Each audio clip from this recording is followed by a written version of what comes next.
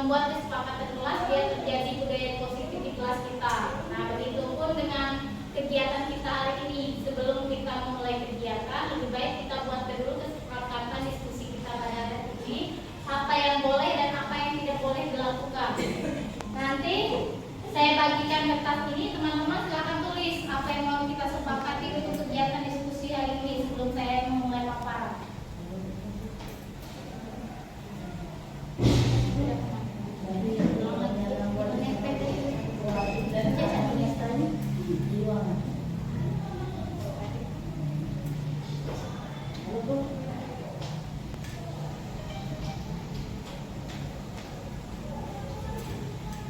Kalau sudah ditulis nanti ditempel di sini ya teman-teman. Ya Bu. Di kesepakatan ini.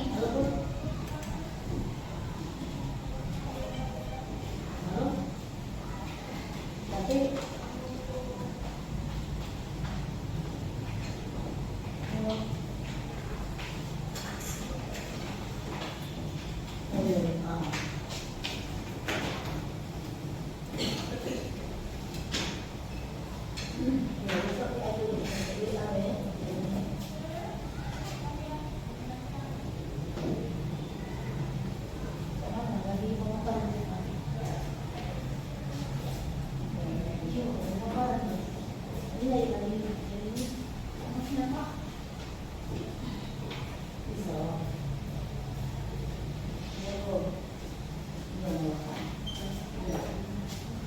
jadi kesepakatan diskusi kita hari ini ya, yang pertama dari asal atas pemikiran teman-teman, pendapat teman-teman. Yang pertama, kita tidak boleh menghidupkan handphone ya pada saat pemaparan atau diskusi. Yang kedua, menunjuk tangan pada saat mau berbicara. Terus permisi pada saat mau keluar. Izin. Tidak boleh makan dan minum. Tertib di dalam ruangan. Nah, itu. Jadi kesepakatan ini sepakat apa harus kita jalankan pada hari ini? Sepakat. Ya, kalau sudah sepakat ini tuh tujuannya agar kita ada budaya positifnya pada saat melakukan pelaksanaan musyawarah kita ini atau diskusi kita ini. Sebelum saya memulai paparan saya lihat kan ibu ini kayaknya masih lemah. Mungkin kita perlu stretching dulu agar lebih semangat dalam mengikuti paparan saya nanti. Jadi SDG-nya mungkin sudah ibu juga laksanakan kemarin kelas kelas kalian ya. Nah, kalau yang buku 1, buku 2, buku 3, ya, ini kan gunanya untuk melatih konsentrasi kita ya. Kalau saya mengatakan tepuk 1 berarti diam ya, tidak usah bertepuk. Kalau saya mengatakan tepuk 2 berarti 2 kali tepuk. Kalau saya mengatakan 3 kali, 3 kali tepuk kan? Coba kita mulai ya. Tepuk 1. Tepuk 1. Tepuk 3. Tepuk 3. Tepuk 1. Masih belum, ternyata ada yang belum fokus. Kita ulang ya. Tepuk 2. Tepuk 2. Tepuk 3. Tepuk 1. Alhamdulillah sudah fokus semua, berarti sudah siap ikut pemaparan. Jadi hari ini saya akan memaparkan tentang budaya positif.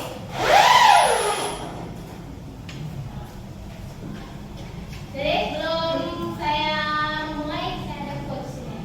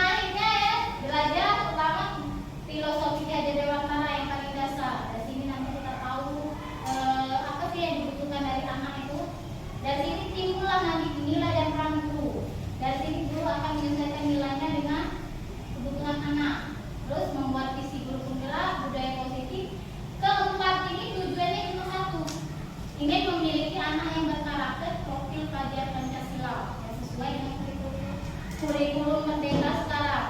Jadi inilah ada 6 doktrin belajar Pancasila itu. 1,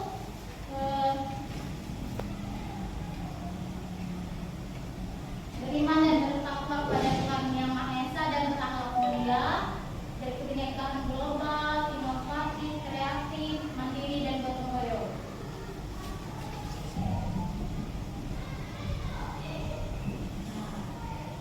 Filosofi Dirgantara mungkin kita masih asing ya, tapi kalau sudah mengikuti CGP ini sudah tidak asing lagi. Jadi ada filosofi Dirgantara itu ada salah satunya ada 3 ini. Pendidikan adalah menuntun. Jadi kalau selama ini kita menuntut anak-anak, tapi itu tidak benar menurut kajian Dirgantara. Lebih baik kita menuntun. Jadi menuntut segala kekuatan kodrat yang ada pada anak. Kodrat anak itu ada 2, kodrat alamnya dan bermain dan kodrat zaman. Jadi kodrat alam itu biasanya anak-anak itu bermain. Kalau kodrat zamannya mengikuti zaman sekarang. Kalau sekarang kan posisinya gadget. Nah, anak sekarang biasanya sudah pandai gadget. Agar mereka mencapai keselamatan dan kebahagiaan yang setinggi-tingginya. 2, pendidikan menghamba pada murid. Menghamba di sini bukan kita seperti pembantu, tapi pendidikan haruslah berpihak pada murid sesuai dengan minat, bakat, dan kemampuan anak. Jadi kalau di kurikulum Merdeka itu ada namanya pembelajaran berdiferensiasi. Nah, ini sesuai dengan menghamba pada murid. Jadi kita mengajar sesuai dengan kebutuhan murid. Guru ibarat petani. Nah, tidak ada lagi dimaksud guru ibarat petani ini ya anak-anak itu sebagai benih, bukan lagi sebagai kertas kosong. Kalau guru kita beranggapan anak itu kertas kosong, kita sebagai guru yang mengisinya. Tapi kalau ternyata anak-anak itu benih, kita tinggal merawat, memupuk, menyemainya. Terus nilai dan peran guru penggerak. Nah, di sini nilai guru penggerak itu sebenarnya sudah ada, bukan nilai guru kelas, lebih tepatnya nilai guru. Kita itu sudah mandiri, reflektif, inovatif, kolaboratif, berpihak pada murid. Mandiri, tentu kita sebagai guru pasti mandiri, tentang membuat RPP, rancangan pembelajaran, awalnya kan dari diri sendiri mulainya. Nanti baru terpikirkan berkolaborasi dengan teman-teman. Kan kita ada 4 kelas dalam satu rombel itu. Nah, biasanya yang guru kelas 4 itu ada 4 kelas. Pertamanya mandiri, terakhir berkolaborasi antar guru kelas 4. Terus menciptakan pembelajaran yang berpihak pada murid dari rancang itu. Dan biasanya pembelajaran berpihak pada murid itu pasti inovatif. Terakhir kita melakukan reflektif. Reflektif ini refleksi diri. Feedbacknya, apa yang telah kita lakukan, apakah sudah sesuai atau belum dengan ancaman kita selama ini. Terus setelah ada nilainya, guru pun ada perannya. Yang pertama menjadi pemimpin pembelajaran. Kita kan pemimpin pembelajaran terutama di kelas. Murid tidak bisa tanpa adanya guru, tapi guru bukan yang menuntut, bukan yang memimpin, bukannya study teacher. Ya, tetap yang berpihak pada yang berpusat pada guru, tapi pada siswa. Menjadi coach sebagai guru lain. Jadi kita nih kadang ikut pelatihan kan. Yang kita tahu belum tentu diketahui teman kita. Kita bisa berbagi. Di sini dalam artian bukan memimpin, tapi membagi. Mendorong kolaborasi. Kalau di sekolah kita belum ada kolaborasi, kita bisa ayo teman-teman kita membuat apa? Namanya mendorong kolaborasi. Mewujudkan kepemimpinan murid, terus menggerakkan komunitas praktisi. Komunitas praktisi itu kalau di sekolah kita sudah ada namanya KKG, kelompok kerja guru, baik guru kelas, guru studi maupun PJOK.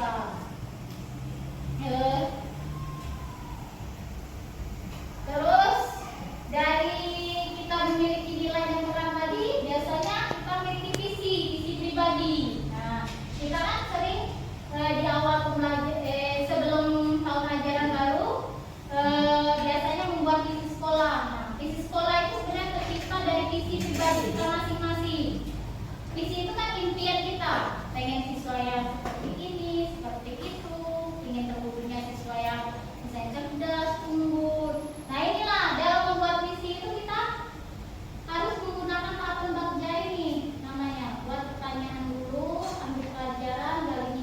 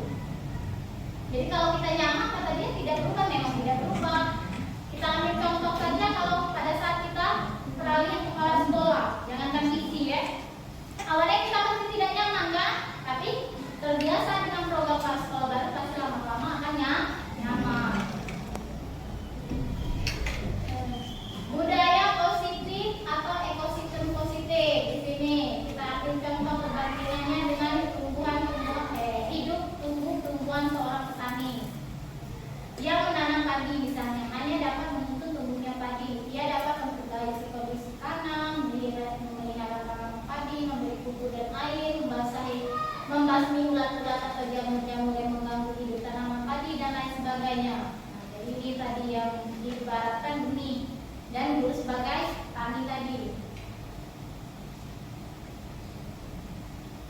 Perubahan paradigma. Di sini ada kegiatan kepatangan. Jadi kita mengepal tanaman, di dalam ada 2 orang mengepal tangan. 2 orang, satu mengepal tangan, di dalam kepala itu ada kertas kecil-kecil, itu berisi tentang rahasia dia.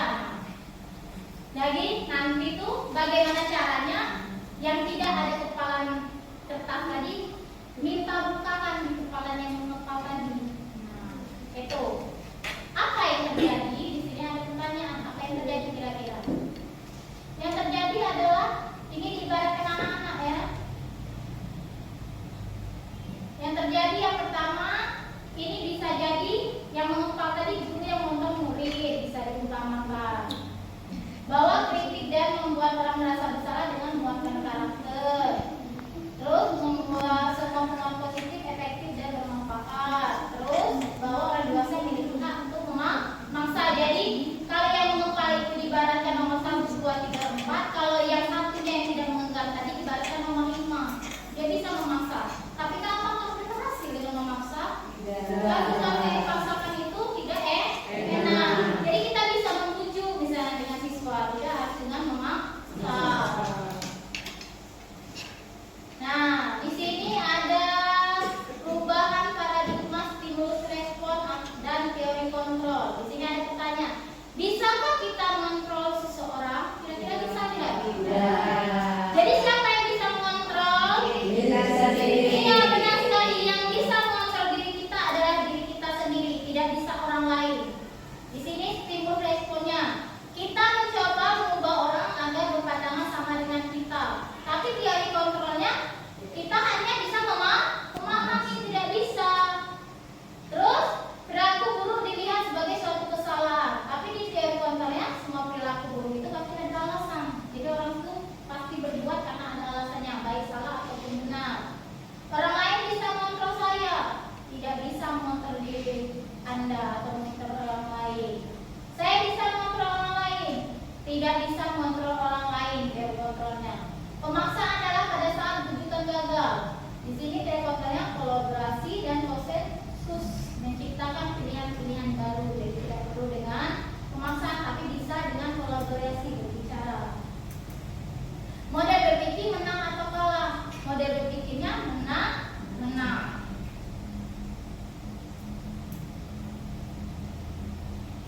Apakah makna disiplin? Nah, disiplin ini berasal dari bahasa Latinnya, artinya belajar. Jadi kita selama ini mungkin sudah tahu, sudah mendengar kata disiplin, tapi tidak tahu bahwa arti disiplin itu sebenarnya belajar. Makna asal dari kata ini berkonotasi dengan disiplin diri dari murid-murid Socrates dan Plato. Terus disiplin ini membuat orang menggali kondisinya menuju sebuah tujuan apa yang dihargai. Namun dalam budaya kita, makna kata disiplin telah berubah menjadi sesuatu yang dilakukan seseorang pada orang lain untuk mendapatkan kepatuhan. Kecenderungan umum adalah menghubungkan kata disiplin dengan tidak nyaman. Kenapa disiplin di sini tidak nyaman? Karena di sini terkesannya kita memaksa, jadi mengharapkan orang patuh dengan kita dengan menginginkan kata disiplin. Jadi kita dengan siswa itu terkadang memaksa siswa, ayo ini, tapi sebenarnya kita mencari kepatuhan siswa, menginginkan dengan kata disiplin.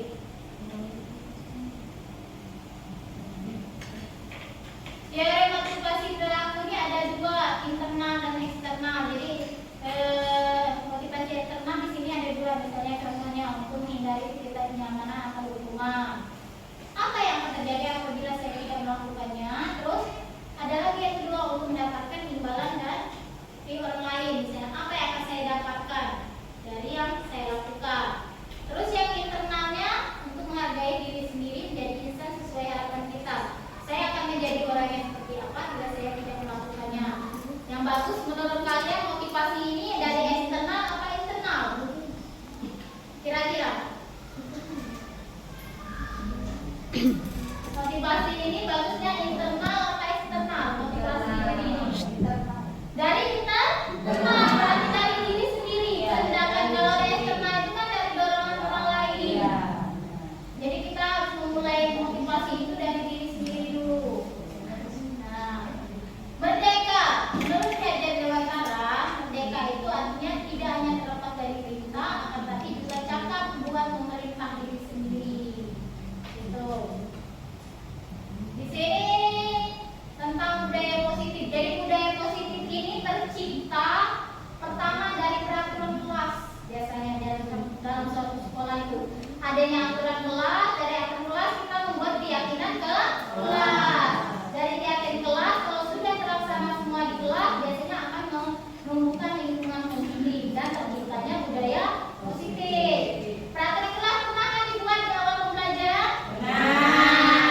Peraturan kelas itu untuk keyakinan kelas. Jadi guru dan siswa itu berkolaborasi membuat keyakinan kelas. Jadi siswa dibebaskan untuk memberikan pendapat apa saja yang boleh dan tidak boleh yang ada di kelas yang kita lakukan. Karena siswa juga memiliki hak. Kalau dia dibuat hanya untuk guru, itu bukan keyakinan kelas tapi peraturan guru. Dibuat, siswa biasanya menulis di kertas, nanti sudah ditulis di kertas, ditempel, dicari yang sesuai dengan yang disepakati, sudah itu ditempel di dinding menggunakan kertas karton. Ini contohnya keyakinan kelas atau bisa disebut apa? Kesepakatan kelas. Ya. Itu kesepakatan kelas itu untuk budaya positif. Memang salah satunya.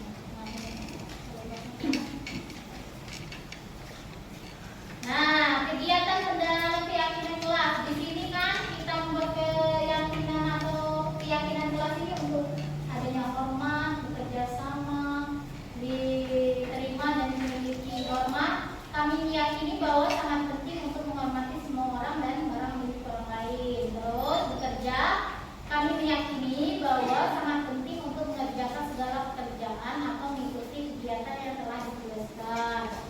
Di sini ada dimiliki, kami yakini bahwa sangat penting untuk merasa diterima pada suatu kelompok dan saling peduli satu dengan yang lain. Di sini ada tentang peraturan dan keyakinan kelas. Jadi kita buka ya, biar tahu apa itu keyakinan kelas itu.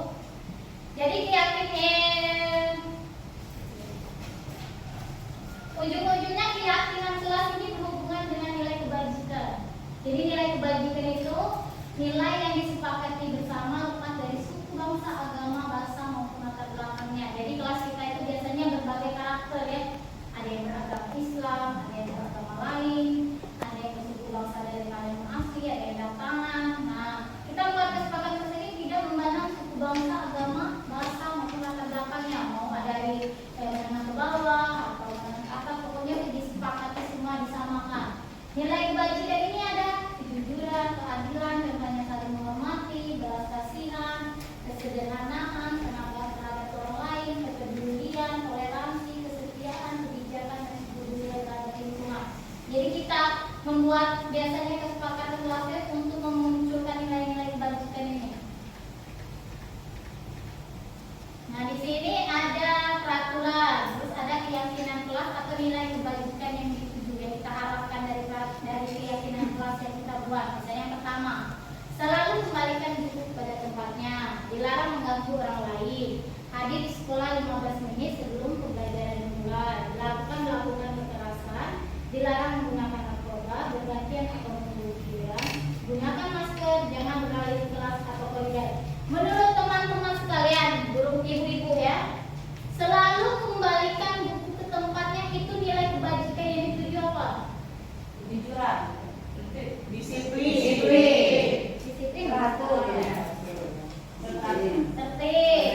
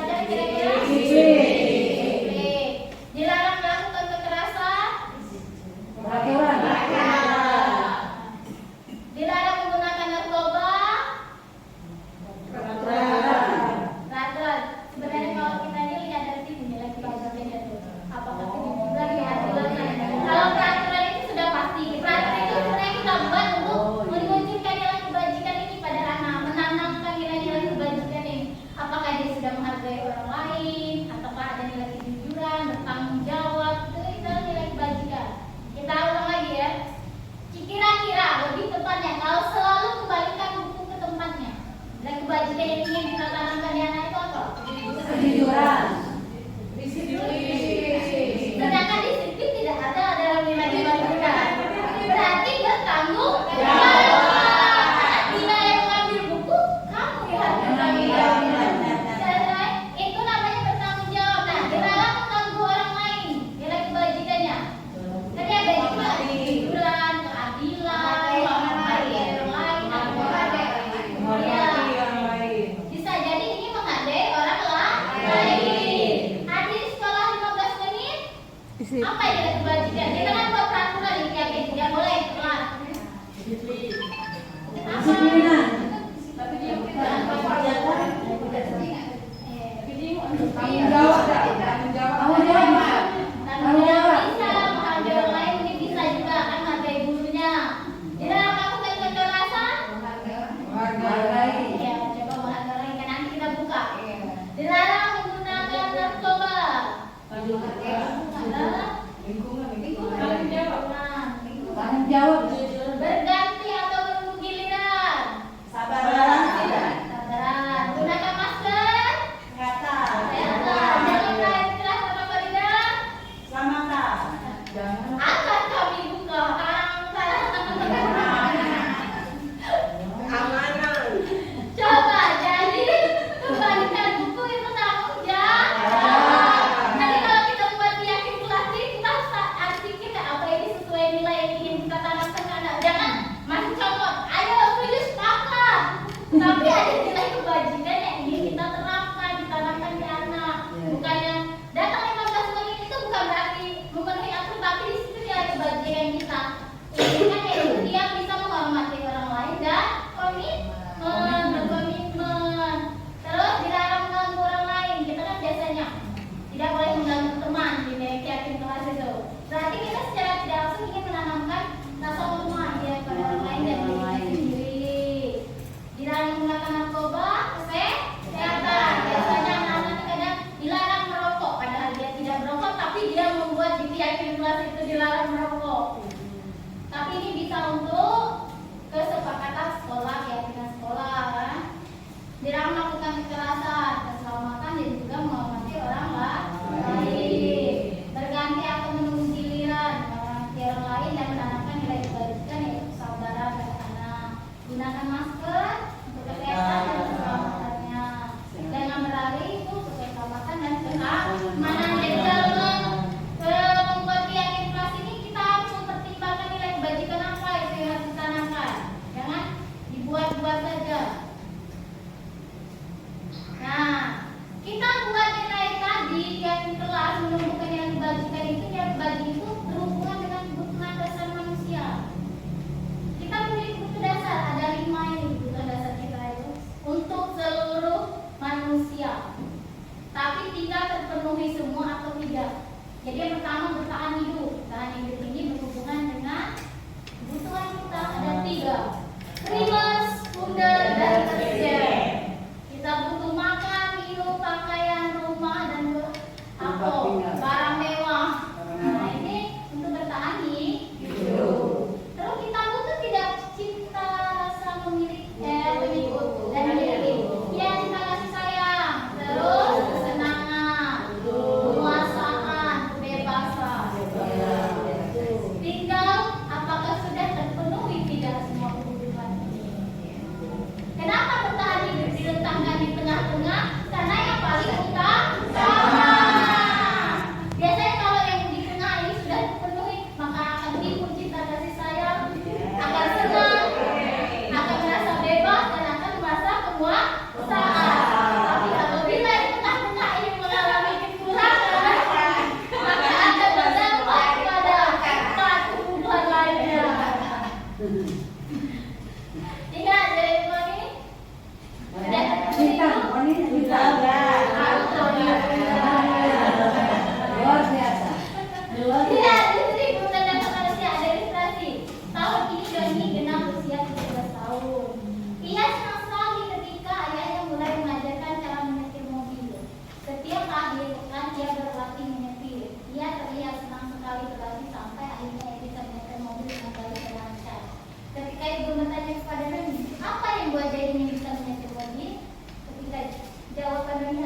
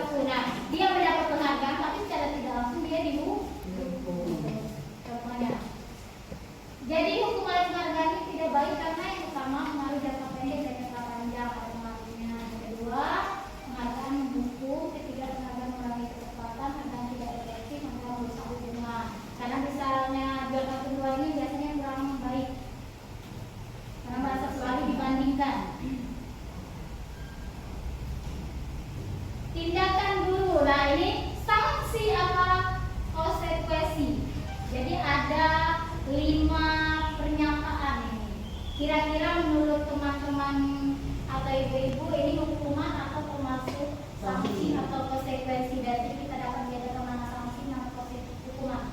Ya.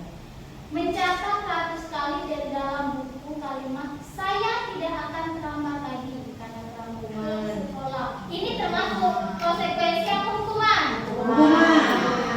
Yang jauh hukuman ada berapa sisanya? Oh, ada 3 orang, berarti sisanya hukuman yang benar. Berarti konsekuensi ya menurut kalian yang sisanya hukuman. Coba hukuman. Ibu baca mana? Hukuman. Ya, ini berarti konsekuensi yang ketiga ini. Ya, benar. Lari memilih membaca 2 kali karena terlambat hadir di sekolah. Hukuman apa konsekuensi? Ujian coba. Sulit dengan dipoli apa? Yang lainnya konsekuensi berarti. Hukuman ada 4. Murid diminta untuk push up 15 kali karena tidak menggunakan masker di sekolah. Hukuman apa konsekuensi? Menggantikan kertas tugas teman yang telah dicoret-coret. Membersihkan tumpah air di meja tulis karena tersenggol. Meminta murid untuk tidak menggunakan sepatu sehari di sekolah karena tidak mengenakan sepatu hitam. Hukum apa?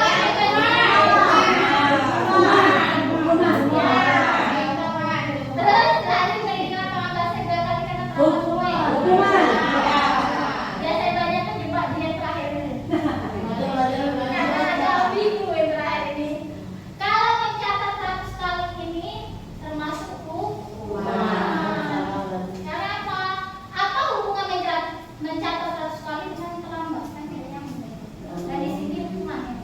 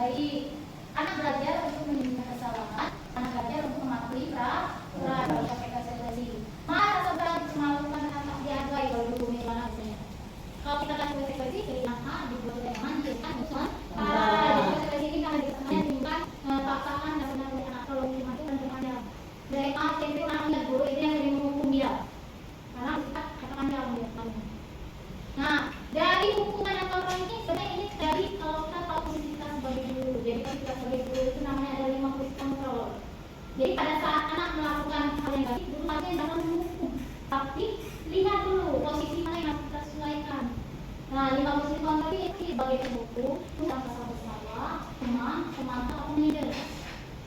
Yang hukum ini konsekuensinya menjadi dendam biasanya dengan guru, benci ya.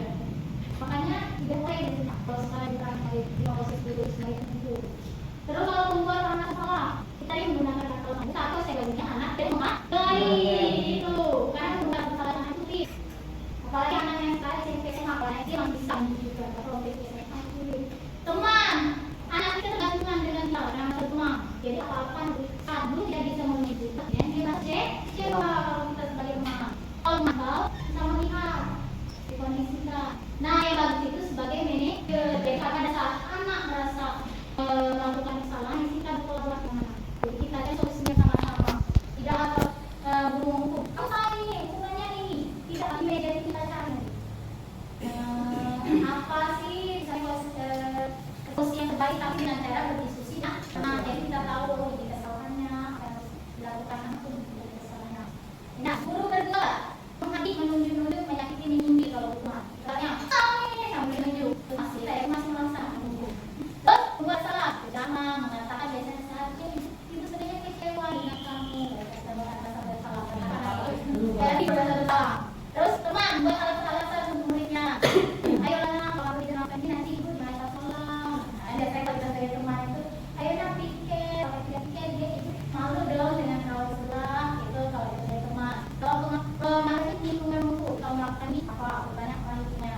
Nah kalau yang menjadi kan hanya pertanyaan anak ada yang terlambat. Jangan kamu kemarin terlambat ya sekolah. Ya bu, kamu terlambat. Dan itu kira-kira kamu terbuka gitu. Kalau berkata dibuat sekarang berkata kalau menghukum. Kalau kamu tidak melakukannya awas ya katakan. Kamu ancaman. Kalau sebagai pembuat amanah sekarang kamu seharusnya kamu tahu dipulangkan melalui mengatakan dispres. Jadi banyak kata yang kita ucapkan untuk anak-anak sekarang. Kalau sebagai anak ayolah kita demi ibu. Masa kamu tidak mau ingat dia pernah bantu. Kalau mau itu langsung aku tidak pernah kita menanyakan ke sana. Kalau manajer apa yang kita yakini. Nah ini berarti ya tinggal wow. Hasilnya kalau dari buku anak tuh gampang dengan orang lain bohong. Kalau pembuat serta biasanya hasilnya menyingkat dan gampang bohong. Jadi anaknya banyak berbohong jujur. Kalau kan ini tegak dengan buku. Kalau mantau menyesuaikan diri belajar wakil. Jadi dia kalau dia malas yang kalau lalu satu dia malas satu. Terus kalau menghargai diri sendiri manajer itu menguatkan pribadi. Kaitan dengan kualitas. Kalau guru murid akan guru di dalam dunia kualitas. Kalau sebagai pembuat orang salah, murid akan guru di dalam dunia kualitas. Kalau sebagai teman, murid merasakan guru sebagai orang yang sangat penting di dunia kualitas. Kalau sebagai penonton, murid merasakan guru akan hukuman dunia kualitas. Kalau sebagai manajer, murid merasakan dia sebagai menjadi yang positif di dalam dunia kualitas. Murid berkata, biar saja nanti kata anak biasanya juga marah-marah lagi. Nah ini jawaban anak kalau kita sebagai hukum. Kalau aku rasa ya ini maafkan saya teman saya tinggi apalagi teman saya kenapa gitu. Kalau mantap berapa banyak ditanya saya boleh. Jadi ini kembalinya pada kalau teman kawin biasanya. Nah guru yang berikan itu juga sebagai pemantau. Jadi anak itu juga mau melakukan sesuatu karena mendapatkan itu katakan. Pada dia akan semangat. Kalau ini manajer, namanya cara bisa berbagi jadi membuat anaknya dari kapalnya manajer. Kalau tidak pada murid, kalau sebagai pembuku biasa anak masih ulang kesalahan kalau sudah kita usaha. Apalagi kalau itu ringan, kalau untuk membuat kesalahan ini, membuatnya masih akan lagi. Kalau teman tidak diri dan ketergantungan. Kalau mantau, ini berat pada sanksi atau hadiah. Kalau manajer dengan evaluasi diri, bagaimana cara memperbaiki diri. Jadi banyak dari kontrol ini pada saat anak melakukan kesalahan lebih baik kita sebagai guru menjadi manajer ya. Walaupun kita tidak menjadi penghukum balasan salah, teman-teman lebih baiknya menggunakan pakai manajer ini. Di sini akan manajer ini berhubungan dengan institusi namanya. Proses menciptakan kondisi bagi guru untuk berbagi kesalahan adalah sehingga mereka bisa kembalikan proses mereka dengan kesalahan siswa. Jadi kalau pada saat kita sebagai manajer biasanya ini kita pada saat anak usaha itu menggunakan segitiga diskusi namanya. Nah ini kira-kira diskusi itu. Yang pertama jangan menggunakan kesalahan, namun yang tidak ada kesalahan. Yang kedua memperbaiki hubungan, tawaran dan paksaan. Yang keempat diskusi menuntut untuk dilihat dalam diri. Yang kelima restitusi mencari penjelasan dasar pendapat. Yang keenam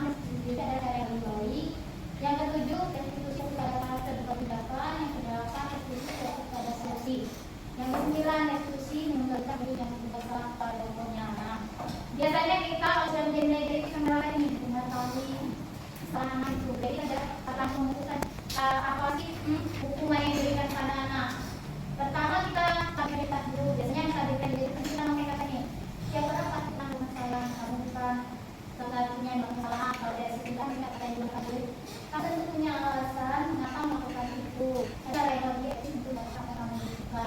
Terus nanya keyakinan, nilai apa yang harus dapati. Nah, biasanya nilai-nilai tadi kan nilai-nilai kebaikan tadi sudah kita letakkan di keyakinan kelas. Jadi pada kita buat keyakinan kelas itu kita jelaskan dulu ya kebaikan apa sih yang bisa lakukan dari anak. Jadi aku tahu ada yang melakukan kesalahan. Kamu menjadi baik seperti apa? Nah, itu saja teman-teman ya kelas tentang tadi kan sudah pemaparan saya. Kita akan masuk di sesi tanya jawab. Tapi seperti saya lihat sepertinya teman-teman pada sudah lelah melihat pemaparan saya tadi. Jadi untuk menimbulkan jiwa semangat lagi, kefokusan, kita akan ice breaking dulu ya. Jadi teman-teman coba saya mohon untuk berdiri. Kita akan langsung ice breaking biar semangat lagi mengikuti pemaparan ini. Nah, namanya ini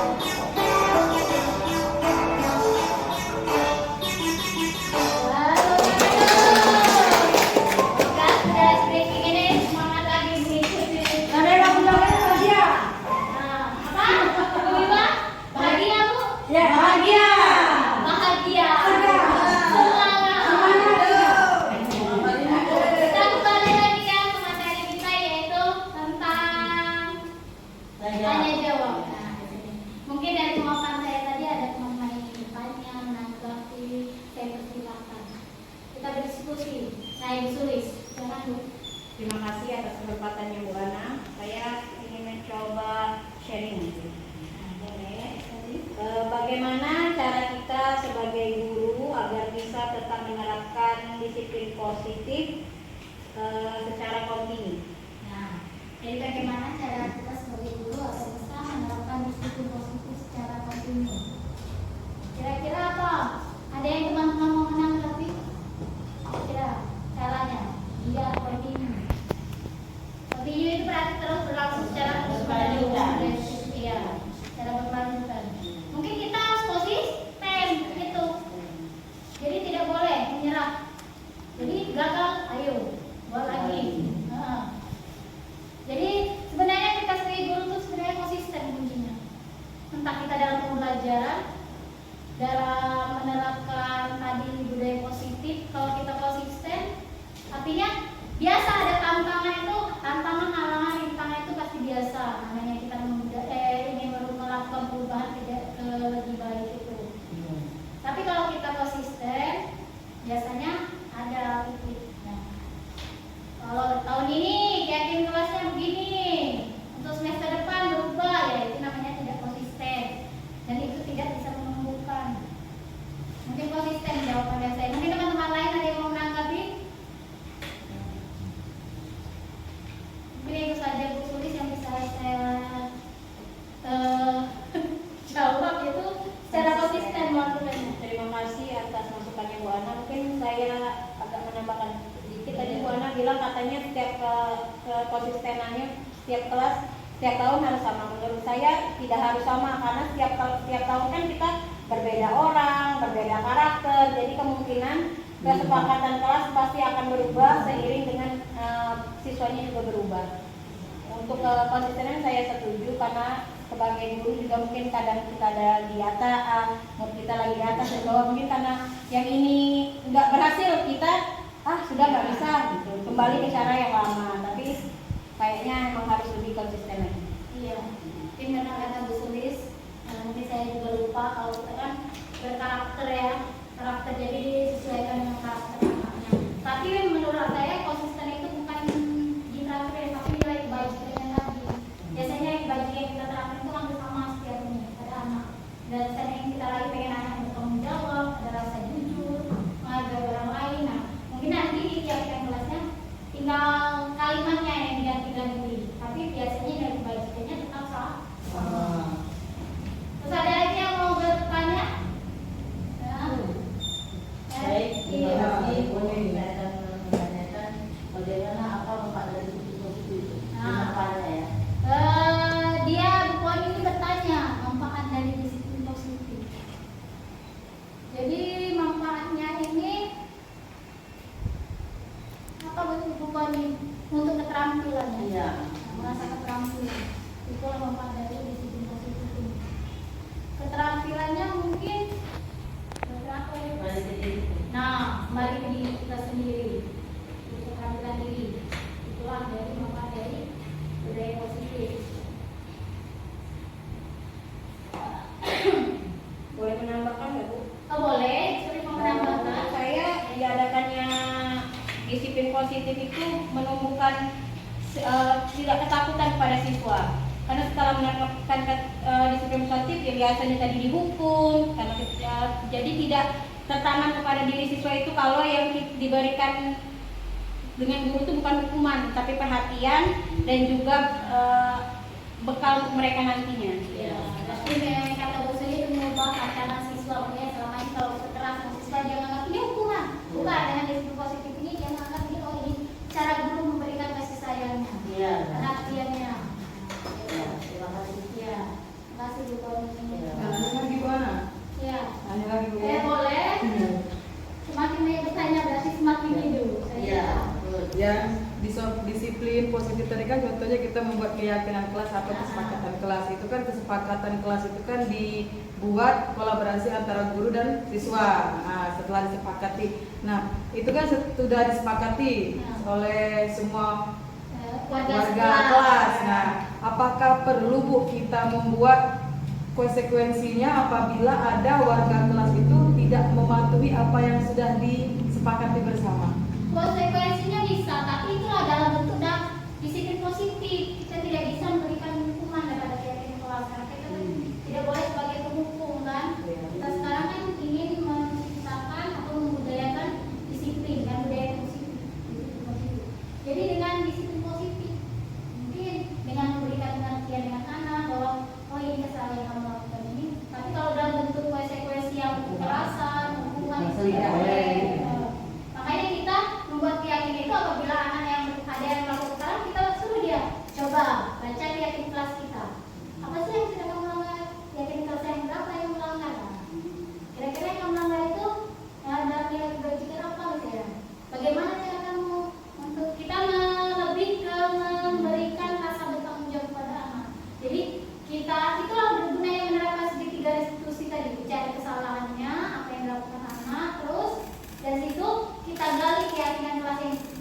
tahu anak, terakhir baru kita suruh dia deh. Misalnya dia datang terlambat. Kenapa kamu datang terlambat? Oh Bu, saya semalam main game sampai jam 12 malam. Kira-kira main game 12 malam itu tergantung lain tidak? Tidak. Kira-kira agar tidak terlambat lagi. Nah, jadi kita dewek, dia secara tidak langsung anak tuh dia yang membuat masalah, dia sendiri yang menyelesaikan masalah. Keluarga mandiri dan bertanggung jawab. Tujuan kita membuat disiplin positif itu tanpa menghukum dia melalui kekerasan atau verbal maupun psikis dia. Jadi anak itu terasa nyaman dan aman. Tidak boleh kalau mau dihukum, tapi paling itulah memberikan disiplin positif. Bahwa apa yang dilakukan ini salah, tidak benar, dengan melalui perkataan-perkataan. Jadi anak tersebut menyadari sendiri apa Ah, kesalahannya. memang sulit ya untuk Menerapkan, membudayakan. ya. Iya, tapi insya Allah kalau konsisten ini bisa. Lambat laun akan Dan terbiasa. biasanya itu Bisa, agak karena akan biasa. lama kan. Biasanya jenjawabnya agak lama itu karena Iya, biasa. diri sendiri berubah kan. Setiap perubahan itu pasti membutuhkan waktu, tidak bisa instan kan. Dan untuk konsistenan tadi. Ya, sistem. Kalau hari ini kita menerapkan budaya positif, biasanya menghukum. Nah, itu namanya tidak konsisten. Anak yang ini dihukum, yang ini tidak dihukum. Itu akan malah menimbulkan kegaduhan di kelas kita sendiri. Jadi kalau sudah ada keyakinan kelas, apapun yang dilakukan anak yang berhubungan dengan kelas kita ini kan rumah kita. Rumah kita sama-sama. Kita orang tua, ini anak. Yang melakukan kesalahan itu kita lihat apa sih nak aturan di kelas kita? Oh ini Bu, kira-kira terlambat sekolah itu termasuk dalam kayak kelas. Ya Bu, saya sudah melakukan misalnya pertama, anak tidak boleh telat datang ke sekolah. Benar tidak?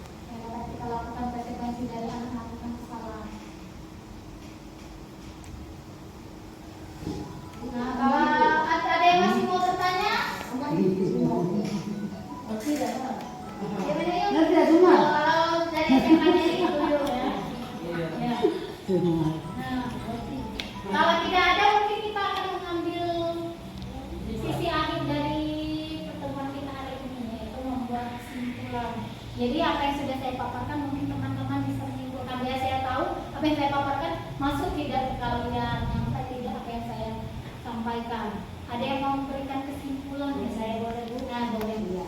Setelah saya mendengar pemaparan dari Ibu Agustiana SPD dan tanya jawab dari teman dari Dewan Guru, saya simpulkan bahwa sangat penting untuk menerapkan disiplin positif di dalam kelas dan menerapkan 5 kontrol guru dan segitiga restitusi di dalam kelas. Seperti itu Bu Aditi. Terima kasih Bu. Terima kasih Bu.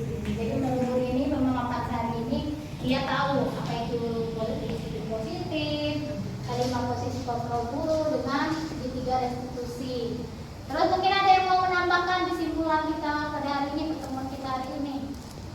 Ya, Ibu Yanti. Di 5 posisi kontrol itu kan guru itu sebagai buku, ada lagi sebagai pembuat ya, terus tuh ada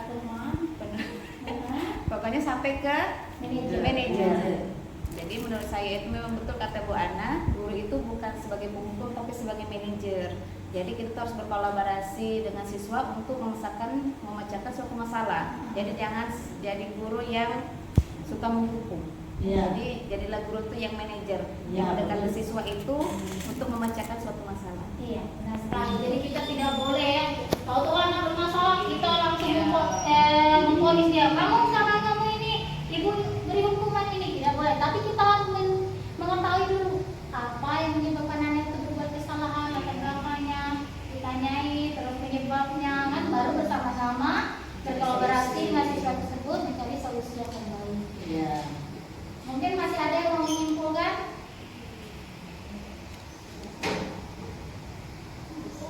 Ya, Ibu Suryati. Ya, dari paparan yang sudah disampaikan bahwa menurut Ki Hajar Dewantara itu kan bahwa anak itu merdeka, artinya anak itu mengembangkan apa yang ada di dalam dirinya itu, bukan guru yang mengharuskan anak harus belajar ini ya. Ternyata dari pemaparan itu semakin ini guru itu semakin banyak pekerjaannya, artinya guru itu harus teknologi benar-benar harus diikuti kan, mengikuti perkembangan zaman ya, sesuai dengan zamannya, sesuai dengan tadi kodrat anak itu secara apa tadi Bu Ana, ada 2 kodrat anak ya, alam dan kodrat zaman, bahwa benar zaman itu harus diikuti.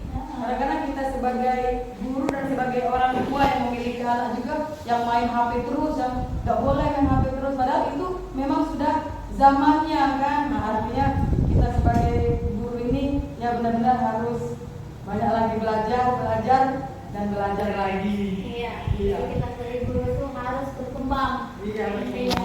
Mengikuti bukan anak saja yang ada kodrat zaman, tapi guru juga harus ada kodrat zamannya. Masih ada yang mau menyimpulkan? Kalau tidak ada mungkin cukup di sini ya pemaparan saya. Saya mengucapkan terima kasih kepada teman-teman karena sudah meluangkan waktu untuk menghadiri pemaparan ini, membantu saya dalam menyelesaikan tugas CGP saya, yaitu membuat aksi nyata tentang disiplin positif. Semoga apa yang saya paparkan memberikan dampak positif dan memiliki nilai dan manfaat. Mungkin itu saja yang saya bisa sampaikan. Saya akhiri. Assalamualaikum warahmatullahi wabarakatuh. Waalaikumsalam warahmatullahi wabarakatuh.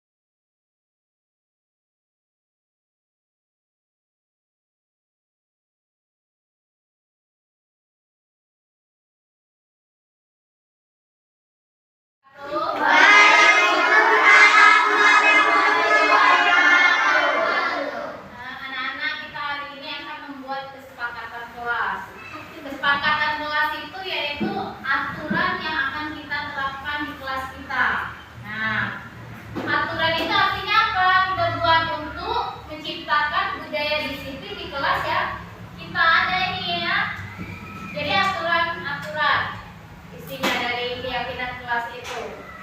Check-in kelas itu tidak bisa ibu sendiri yang buat, harus semua warga yang ada di kelas 4 ini. Jadi kalau ibu saja yang menentukan itu namanya peraturan, bukan kesepakatan kelas. Jadi kalau kesepakatan kelas itu yang membuat antara siswa dan guru. Nah, nanti ibu bagikan kertas di sini. Kalian tulis kesepakatan kelas apa yang akan kita sepakati. Satu orang satu kertas ya, misalnya datang harus tepat waktu. Terus kalau keluar kelas harus izin dulu. Yang menunjuk tangan pada saat mau bertanya, mendengarkan penjelasan guru. Nah, itu salah satu contoh kesepakatan kelas. Kalian tulis masing-masing di kertas yang ibu bagikan ya.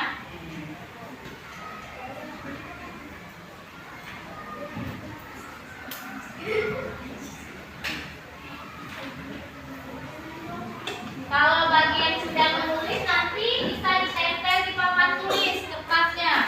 Tuh.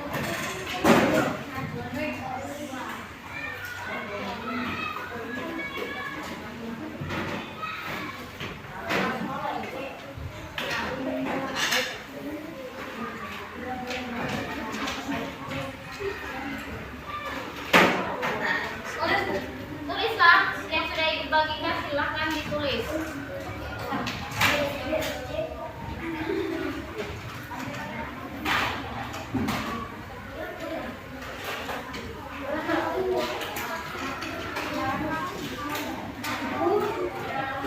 Wah, sekarang tulis pakai pena.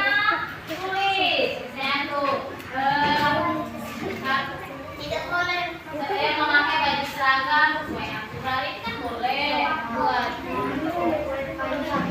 Tidak boleh berambut panjang, berarti menggunakan pakaian yang rapi. Ayo, siapa yang sudah menulis, tempel di sini, Nak.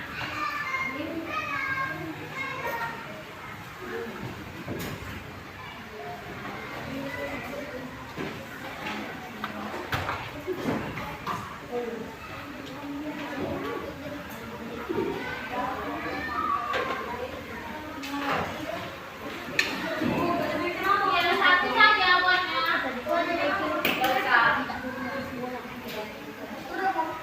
Ya, tunggu kalau sudah nanti.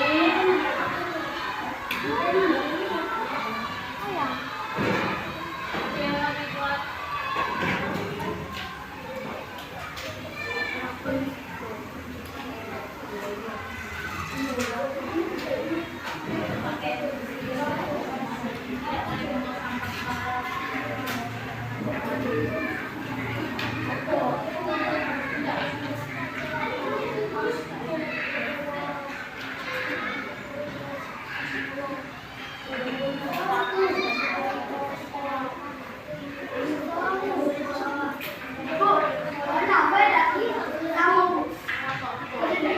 Berarti ada kesamaan sama dengan dia.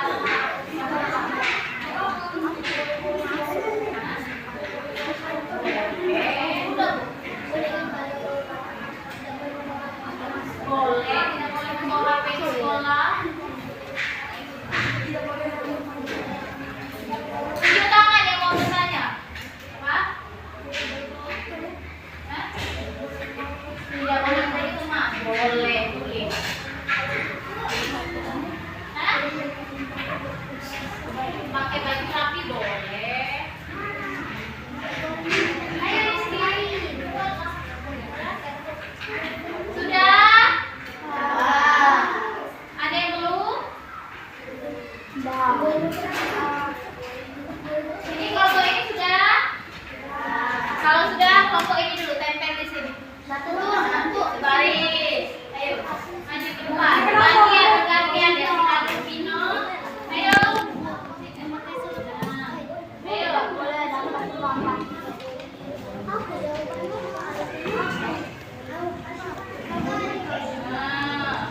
Ayo, yang lain sampai sudah silakan tempel di papan tulis, tapi secara bergantian.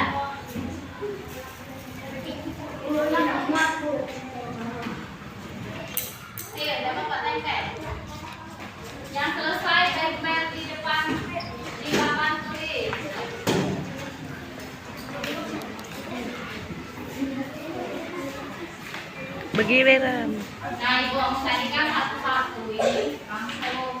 Coba duduk dulu yang belum ini. Kan kawannya lagi. Nah, ini lah. Duduk lah yang nggak selesai. Di bawah.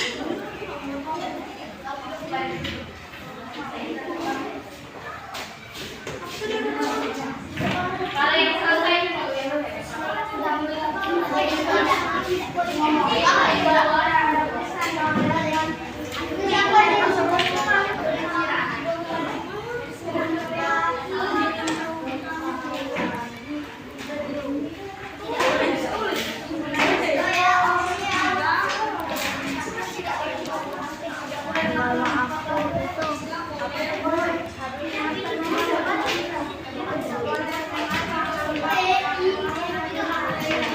Ayo, Afif dan Nafa.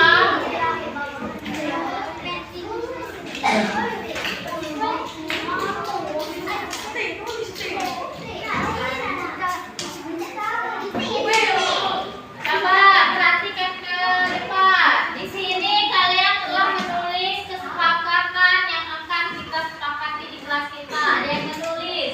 Tidak berisik saat guru menjelaskan.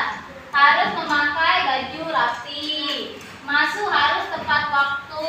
Tidak boleh rambut panjang. Harus tepat waktu. Ke sekolah tidak boleh datang terlambat. Membuang sampah pada tempatnya. Tidak boleh membawa senjata tajam dan keluar. Tidak boleh ke kelas. Tidak boleh keluar kelas sebelum istirahat. Tidak boleh membawa ponsel ke sekolah. Tidak boleh membawa senjata tajam. Memakai pakaian rapi. Tidak boleh membawa senjata tajam. Terus tidak berisi saat pelajaran dan atau guru pergi. Menunjuk tangan saat mau bertanya.